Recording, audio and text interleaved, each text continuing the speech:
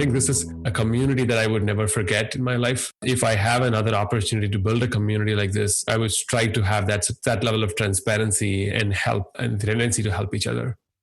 My name is Kevin Fryert. My 30-year career at Pfizer gave me the chance to learn about the many facets of drug discovery and development.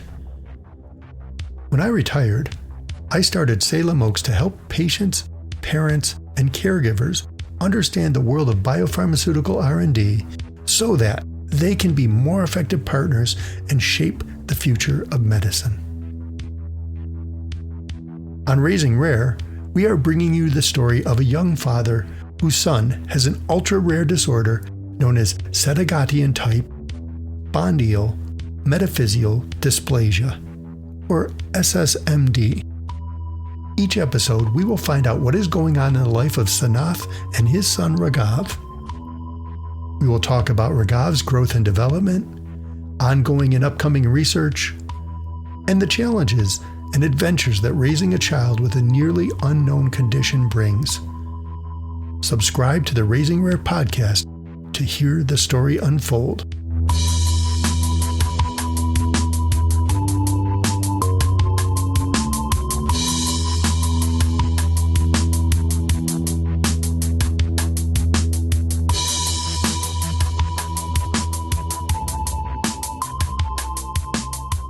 In past episodes, we've talked about how important community is. We've kind of talked about it in general. And today we're going to try to focus on 2 or 3 specific groups or friends that Sanath has developed, has grown close to, and how they've made a difference. So who would you like to thank personally first, Sanath? We'd like to thank our closest friend, our family now. We've known them for more than 15 years. They've been with us as we grew up. And so we've shared a lot of experiences and journeys, and we go to vacations with them. We used to go to vacations with them when we did take vacation. Every year we'd go on trips. They are Abhinay and Pradeep and their little kid, Adyant. They've been with us all along through this journey since day one. In fact, they had their son about 3-4 months before Raghav was born. And so both these kids are of the same age. We keep chatting via video calls and text. And, it's a relationship that's much more deeper than a typical friend relationship or even a family relationship, right? There's zero expectation. If we are who we are naturally with them. Even when we didn't believe Raghav could do a lot of these things, they would believe in Raghav. They were here for his first birthday when we got the genetic diagnosis. And in fact, Raghav really likes Adyant too. When we are on video calls with them, and Raghav is like watching the video call, he'll be really silent until Adyant comes into the frame, and then he'll start like laughing and smiling and talking.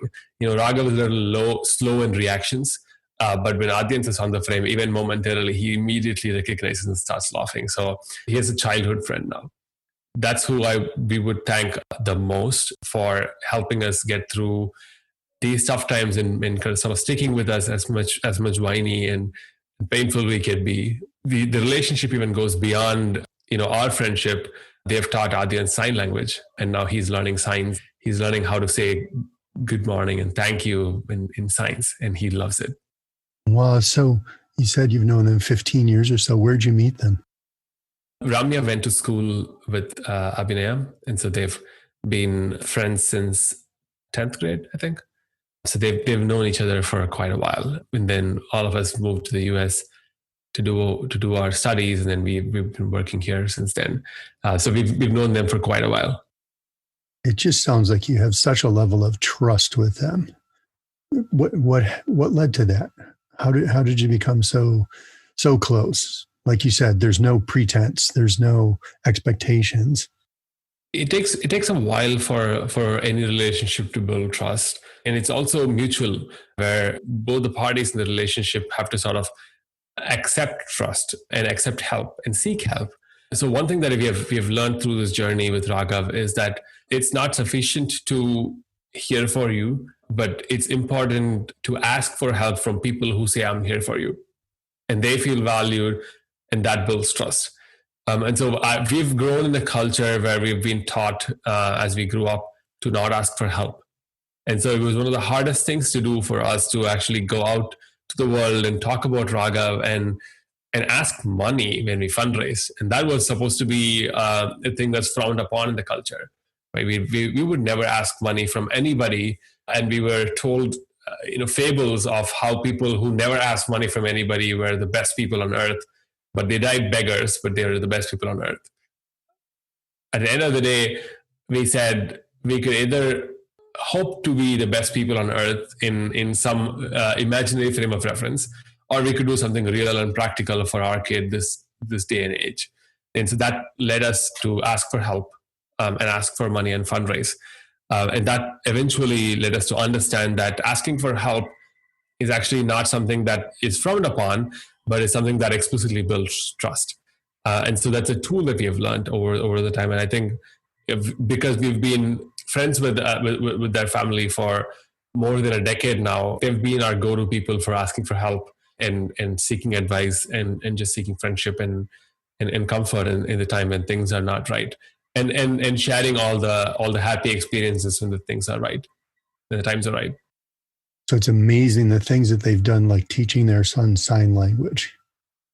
And as you said, give Raghav a playmate, somebody his own age that can communicate with him someday. We had talked about communication in a different episode, and this just sort of opens it up to a new level of other people learning it. Learning Raghav's language, his subtleties. You guys should video a lot of interactions with them, I think, between them, because what you'll see is they're going to develop a language like twins do that you guys don't understand, which someday could be trouble, but right now would be wonderful. We'll take trouble. we keep saying when, because Raghav started out doing nothing, anything that he does, if it's trouble, if it's good, bad, just doesn't matter. Just do something, and that's all matters to us. So yeah, I think it's a good idea to take videos of their interactions and really watch that over time. So is there any other way you'd like to thank them other than just saying thank you on our worldwide podcast here? I don't think there's any other way to say thank you. I don't even know how to say thank you. It's one thing to be transactional when we say thank you. It's another thing to say thank you for life. What we could hope to do is return the favor when they need help and be with them and stick with them as they've done through these intense times for us. That's the one thing that we could hope for. And another thing we used to joke, this was way back, even before Raghav was born, is there is this tradition in the Indian culture, and you can see these in movies, but it's not practiced these days, where when two families are really good friends with each other, even before they have kids, they end up marrying their kids to each other. And so we've said, okay, that could be, it's just cliche, because in Indian cinemas they usually do this commitment when the kid is really young, and after the kid grows up, they have a family fight because these kids don't want to marry each other. So speaking of ways of repaying, I don't think I want to commit to that. What I'm taking from it is it's that close connection that you have with them. It's that mythical connection that two families would have that would say, we're going to make this permanent. You guys are actually feeling that, although making it permanent is probably not on the schedule yet. So are there any other groups or individuals you'd like to thank? Another group that we'd like to thank is the rare disease community in general. And so when we started this journey, we didn't know of anybody that had any disease altogether. We knew people that had diabetes and blood pressure and heart problems, but they are old, they live around, we have medications for them, but we just didn't know of anyone that had any rare disease, let alone this rare as Raghav's. And so when we started our journey, we were seeking this community. And as I spoke before, we first got the glimpse of this community at Global Genes conference. And I think since then, they have been an integral part of our journey, not just, helping us find therapies, but really being someone who can understand our problems. We don't talk to them about our problems because every one of these families have gotten the same problems, and we don't like to talk to each other because then it becomes very sad, and we don't want to get there. We try to uplift each other, and that's just how the community is built. And so we have a lot of friends who have rare diseases now, who have kids with rare diseases now. We talk to them on an ongoing basis on the Slack channel that we have going on. They're always there to help, no matter what the help is. And we are always available to help and pass on information. The community is so well knit that they share details of activities and interactions that you don't typically, share among someone that you think is a stranger. And so we never consider a stranger when we're in this community, which means that we can get help on our research, we can get help on our fundraising, and we can also get help on managing day-to-day life. And we look up to them and think about them as other people that have gone through, that are going through a similar problem. And so when we have a downtime, when we're feeling depressed and when we are not super happy, we think about all these other rare disease parents that are going through exactly the same thing, and they are just fine, and they're posting happy pictures on Facebook, or their kid is doing something fun and they've posted a picture there. And we look at them and be like, wow, just this kid was in the hospital 2 months ago, struggling, and now they're posting, happy pictures of this kid on Facebook, and they're just sitting out having fun in the sun. We just say to ourselves, oh yeah, life will be up and down, but the good part is there are going to be ups that we can always look forward to. And so we have to thank that community. There's just no one person that we want to thank in specifically, but the community in general. And that's a community I've not seen elsewhere before I started this journey. The shared experience that you're going through creates a opening for a bond. How many of these people have you met in person, or is it all Slack? I feel like I've met every one of them in person, but I've not. No, I'm trying to recollect. I've probably met maybe less than five people, but I know at least 30 people that I interact with on an ongoing basis that I've just not met. But I know how they look like and how they sound like because I've seen them on video calls, and I think that's good enough. And we are friends on Facebook or Twitter. That's good enough for us. That's amazing, because the shared experience, you can see when they need uplifting, they can see when you need uplifting, and the things that they say and when they say it, it's not quite like your long-term friends where there's no expectations, but it's approximating it. How long have you been doing that interaction with that group? Since September last year. So it's going to be about 9 months, I think. We've known some people in the group before the Slack. We used to talk via emails and text, and it used to be one-on-one. And Slack just made it way better because it brought all of these people together. They bring their friends into this channel, and so the channel keeps growing over time, which means I keep meeting new people. I keep talking to new people. I want to give an example of how this channel was incredibly powerful. Recently, we've been talking to an institution about some research work that we are doing, and we're trying to sell and pitch an idea that we have to this institution. We don't know anyone in the institution, so it's very hard for us to kind of get an in there. But we ended up getting a meeting with them to talk and explain our ideas. But we don't really know what the expectations were. And so I just looked up this channel and I found someone that I've never met before. I pinged them asking for help, asking for a 30-minute call. We ended up speaking for an hour about a whole bunch of things. And I've gotten so much insider information about how this institution works because they have worked with them in the past. who's who, or what are the expectations, what are the gotchas. And I'm now just as good as a person that has maybe worked with them for 2 years. And suddenly, and this is a person that I've never met before. I don't know them before. There's no formality. I picked them on Slack. They said, yeah, I'm available now. So we just exchanged phone numbers and spoke.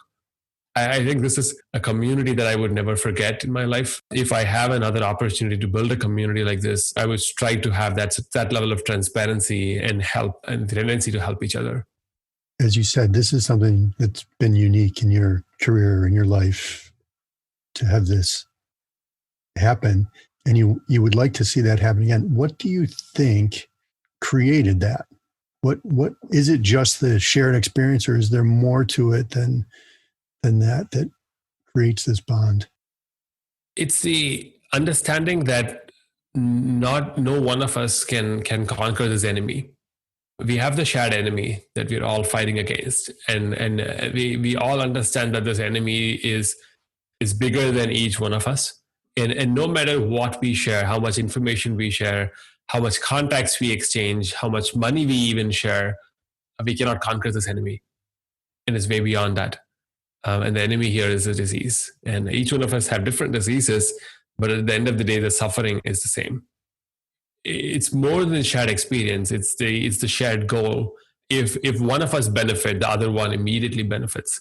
And it's working towards the shared goal that we all just want to share openly, as open as we can, because we've seen how openness could lift each other's up. And when I share something today, I get something else in return tomorrow, because someone built on top of what I shared and they reshare.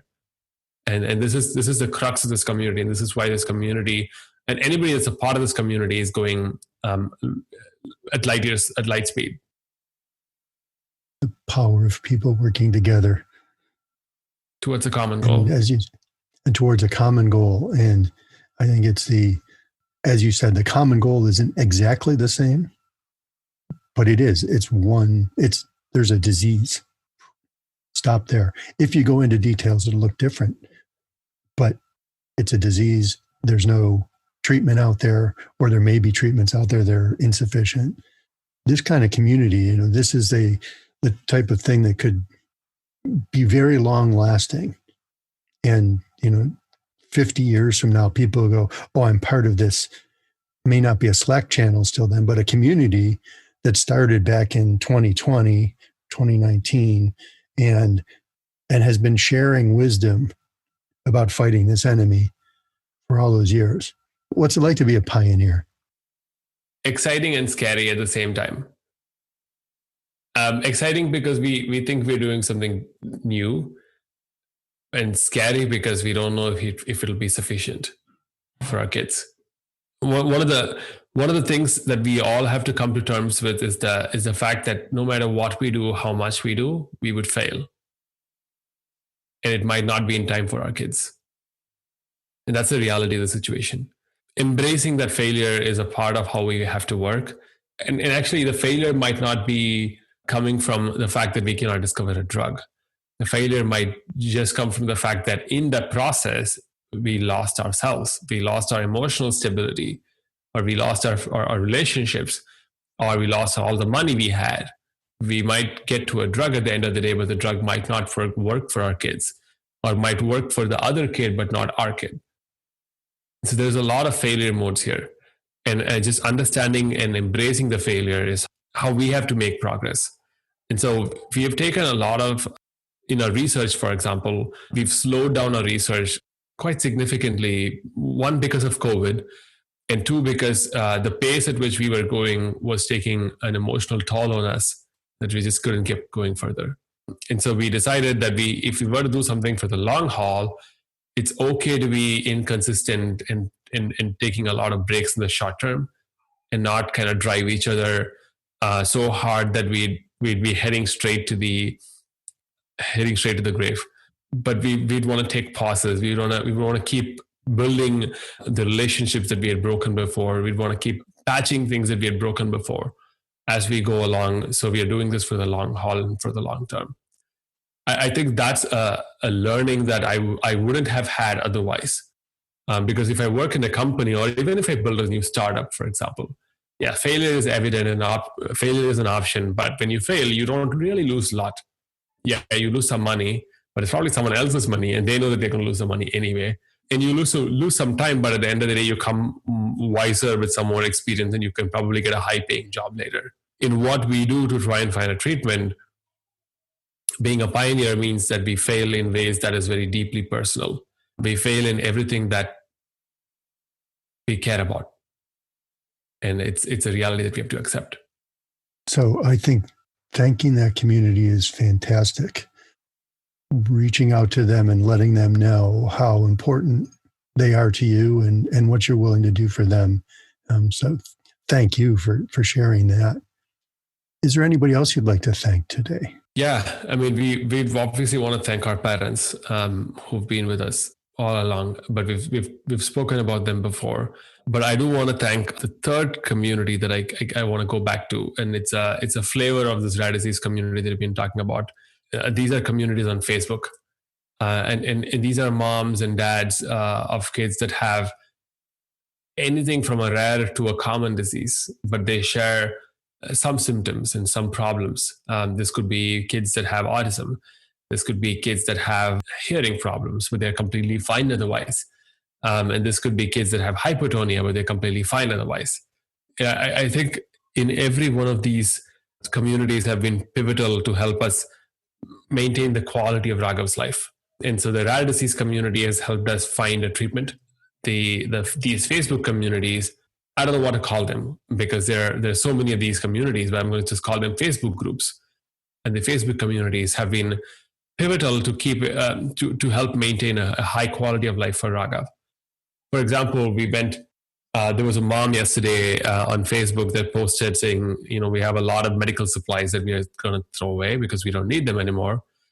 Does anybody want them? And we ended up going and collecting all of those supplies. All of them together would cost about $500. It's a lot of supplies. And we just ordered about $100 worth of supplies a week ago because we were running out of them. And someone just, handing over $500 to a stranger on Facebook is ridiculous, right? It's like saying, hey, I have $500 to just throw away. Do you want to take it? Right. And that's exactly what they did.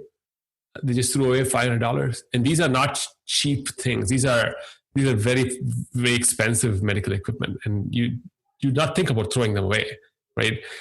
I'd not think about throwing away my $500 monitor. I'd sell it to someone, and they didn't sell it to us. They gave it to us for free. And they've given a lot of advice to us for free. And this community is where you could go and rant and say, I'm having a really bad day. And a bunch of people would come and, cheer you up or say, this is fine. They'd give you advice on which doctors to go to, which hospital systems to go to. If you post videos or Facebook, videos or photos of a new, behavior that you're suspicious about in your kid, that you're not sure what it is, if it's anything serious or not, and they'd give you advice on that. And again, it's very similar to the rare disease community where they have been selfless to pretty much strangers. Like these are people that you don't really talk to them on a day-to-day basis. It's all transactional conversations, but when you talk to them on Facebook, they're there for you and you feel very connected. This community has been by far one of the best things that has happened to us. And so that's why we really like how Facebook is sort of bringing people together and making this happen. Because if it was not for Facebook, I don't know how we would do this. So we've talked about your heart-to-heart friends, longtime friends, family. We've talked about your community that's a little bit larger around you and how you say you've never met them, but you've met them, you know them. And then we've talked about this huge group of all these Facebook groups. I don't even know how you would enumerate them because they're, as you go around the kind of the horizon of what you're looking at, there's going to be a group there that somebody's dealing with that. Tell me what that makes you feel like as a human being, knowing that other human beings are kind of that close. Hopeful. It makes me feel hopeful. when we started this journey, when Raghav got his diagnosis, and actually even after Raghav was born, we were gradually losing hope, and we just couldn't understand what was happening here. We lost hope in human organism in general, as a human being, right? Like not as a community, but as an entity. And we lost faith in nature. We lost faith in hope in ourselves. And once we started identifying and being a part of these communities, we're slowly rebuilding hope. And I think at the end of the day, if a group of individuals can be selfless, and as selfless as these people are, yet being selfish to some extent, that's just how humans are, but exhibiting their selflessness, and sharing and caring for others, and being there for others, that makes me very hopeful. And now I can see how humans as a race have evolved over so many hundreds of years, thousands of years, and still feel like it was just yesterday when humans, like when the human life started on Earth, right? I think that's one of the things that is very different compared to dogs or monkeys. And I think it just gives me hope that we would find therapies for our kids. We would do great things in the future. It just gives me hope that the world will not end. And even if it comes close to an end, there will be a group of people, a community of people that feel so passionate about the world not ending, and they'll fix it. So it just gives me hope. If you'd like to follow Raghav's story, please subscribe to Raising Rare.